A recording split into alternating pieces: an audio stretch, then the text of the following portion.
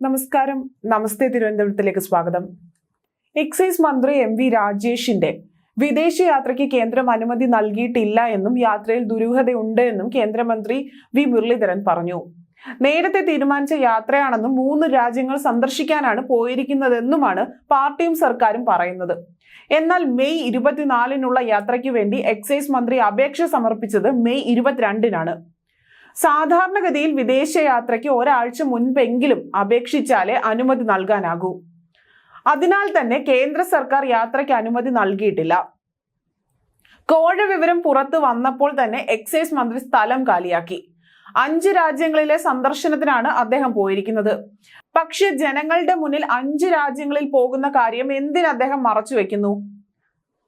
ഈ യാത്രയിൽ ധാരാളം ദുരൂഹതകൾ ഉണ്ടെന്നും മുഖ്യമന്ത്രിയും മരുമകനും പോയപ്പോൾ ഉന്നയിച്ച ചോദ്യം ഇതിന് പണം എവിടുന്നാണ്, ആരാണ് ഇതിന്റെ സ്പോൺസർ എന്നാണ്. ഇതേ ചോദ്യം എക്സൈസ് മന്ത്രിയുടെ യാത്രയുടെ കാര്യത്തിലും ജനങ്ങൾ ചോദിക്കുന്നുണ്ട് എന്നും അദ്ദേഹം പറഞ്ഞു. അദ്ദേഹത്തിന് കുടുംബസമേതം 10 ദിവസങ്ങളിലായി 5 രാജ്യങ്ങൾ സന്ദർശിക്കാനുള്ള സാമ്പത്തിക പിന്തുണ ആരിൽ നിന്നാണ് ലഭിക്കുന്നത്?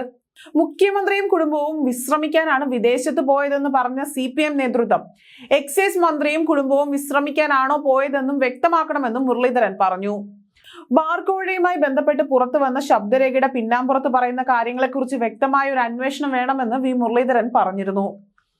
മദ്യനയം മാറ്റാൻ കൈക്കൂലി നൽകണമെന്ന ബാർ ഉടമയുടെ വെളിപ്പെടുത്തൽ ഞെട്ടിക്കുന്നതായിരുന്നു. കോടികൾ പിരിച്ചെടുത്തിട്ടുണ്ട് എന്നാണ് ബാർ ഉടമയുടെ ശബ്ദത്തിൽ നിന്നും മനസ്സിലായത്. അതുകൊണ്ട് തന്നെ ഈ പണം എവിടെ നിന്ന് വന്നു, എങ്ങനെ എക്സൈസ് മന്ത്രി വ്യക്തമാക്കണമെന്നും കഴിഞ്ഞ ദിവസം മുരളീധരൻ പറഞ്ഞിരുന്നു. മുഖ്യമന്ത്രിയുടെ അറിവോടെ അല്ലാതെ നിയമപരമായ കാര്യങ്ങൾ ഒന്നും തന്നെ ഇവിടെ നടക്കില്ല എന്നും ബാർ ഉടമകളോട് കൈക്കൂലി ആവശ്യപ്പെട്ടിട്ടുണ്ടോ എന്നും അദ്ദേഹം വ്യക്തമാക്കണമെന്നും മുരളീധരൻ പറഞ്ഞു. മദ്യനയം അനുകൂലമായി മാറ്റാൻ ഓരോ ബാർ ഉടമയുടെ കയ്യിൽ നിന്നും 2.5 ലക്ഷം രൂപ വീതം നൽകണമെന്ന federation of Kerala hotels association സംസ്ഥാന വൈസ് പ്രസിഡന്റും ഇടുക്കി ജില്ലാ പ്രസിഡന്റുമായ അനിമോന്റെ ശബ്ദ സന്ദേശം മാധ്യമങ്ങളാണ് പുറത്തുവിട്ടത്. ഇടുക്കി ജില്ലയിലെ അസോസിയേഷൻ അംഗങ്ങളുടെ വാട്സാപ്പ് ഗ്രൂപ്പിലാണ് ഈ സന്ദേശം പോസ്റ്റ് ചെയ്തിട്ടുള്ളത്.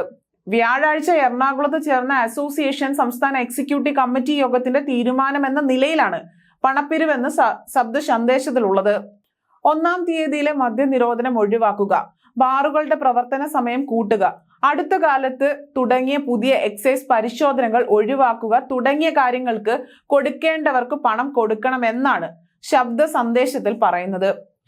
ഒരു ബാർ ഹോട്ടലുകാരിൽ നിന്ന് 2.5 ലക്ഷം രൂപ വീതം പിരിക്കാൻ അസോസിയേഷൻ നേരത്തെ തീരുമാനിച്ചിരുന്നു. എന്നാൽ പല ബാർ ഉടമകളും പിരിവ് നൽകിയിരുന്നില്ല. ഈ സാഹചര്യത്തിലാണ് അംഗങ്ങൾ പിരിവ് നൽകണമെന്ന സംഘടനയുടെ കർശന നിർദ്ദേശം സംസ്ഥാന ഭാരവാഹി ഗ്രൂപ്പിൽ പോസ്റ്റ് ചെയ്തത്.